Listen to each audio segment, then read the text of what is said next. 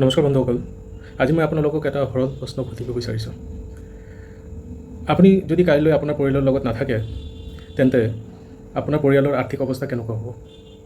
এই প্ৰশ্নটো অলপ কঠিন যেনে লাগিব পাৰে, কিন্তু আমি জীৱনত বহু কথা আগতীয়াকৈ পৰিকল্পনা কৰোঁ।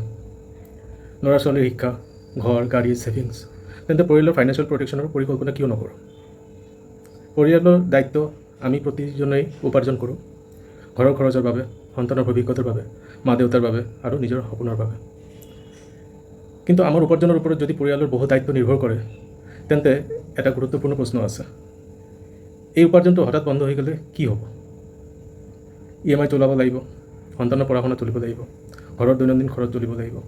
সেয়েহে ফাইনেন্স প্ৰটেকশ্যন আগতে চিন্তা কৰাটো অতি গুৰুত্বপূৰ্ণ। ইঞ্চুৰেঞ্চৰ উদ্দেশ্য কি? ইঞ্চুৰেঞ্চৰ মূল উদ্দেশ্য হৈছে বিপদ আহিলে আপোনাৰ পৰিয়ালৰ ওপৰৰ পৰা আৰ্থিক চাপ কমোৱা।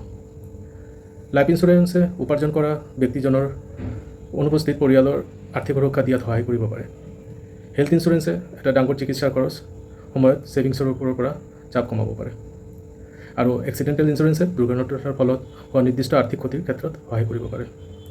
কিন্তু এটা কথা মনত ৰাখিব, ইঞ্চুৰেঞ্চ সকলোৰে বাবে একে নহয়। আপোনাৰ বয়স, আয়, পৰিয়ালৰ দায়িত্ব আৰু প্ৰয়োজন অনুসৰি সুৰক্ষা পৰিকল্পনা কৰিব লাগে। এটা সাধাৰণ উদাহৰণ দিছোঁ। ধৰি লওক আপুনি এটা পৰিয়ালৰ মূল উপাৰ্জনকাৰী। আপোনাৰ মাহিলী উপাৰ্জনৰ পৰা ঘৰৰ খৰচ চলে, সন্তানৰ শিক্ষা চলে, EMI পৰিশোধ হয়, ছেভিংছ কৰা হয়। এতিয়া হঠাৎ কোনো এটা ডাঙৰ অনাকাংক্ষিত ঘটনা ঘটিলে পৰিয়ালটো কেৱল ইম'চনেল প্ৰব্লেমৰ সন্মুখীন নহ'ব, ফাইনেন্সিয়েল প্ৰব্লেমৰ সন্মুখীন হ'ব লাগিব। সেয়েহে ইঞ্চুৰেঞ্চৰ উদ্দেশ্য ভয় সৃষ্টি কৰা নহয়। ইয়াৰ উদ্দেশ্য হৈছে যদি কিবা অনাকাংক্ষিত ঘটনা ঘটে তেন্তে পৰিয়ালটো যেনে সম্পূৰ্ণ আৰ্থিকভাৱে সুৰক্ষিত হৈ পৰে। বন্ধুসকল, আমি আমাৰ পৰিয়ালক ভাল পাওঁ, সেইবাবে আমি সকলোৰে বাবে ছেভিংছ কৰোঁ, তেওঁলোকৰ শিক্ষা আৰু ভৱিষ্যতৰ কথা ভাবোঁ।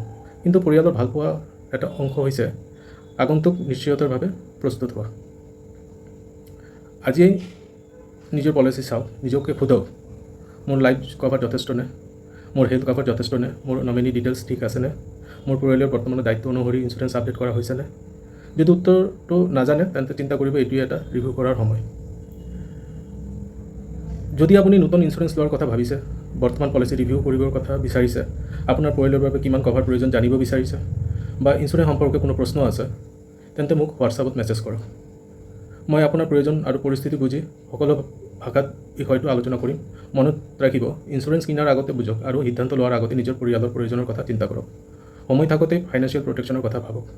মোৰ হোৱাটছআপ নম্বৰ 9435006816।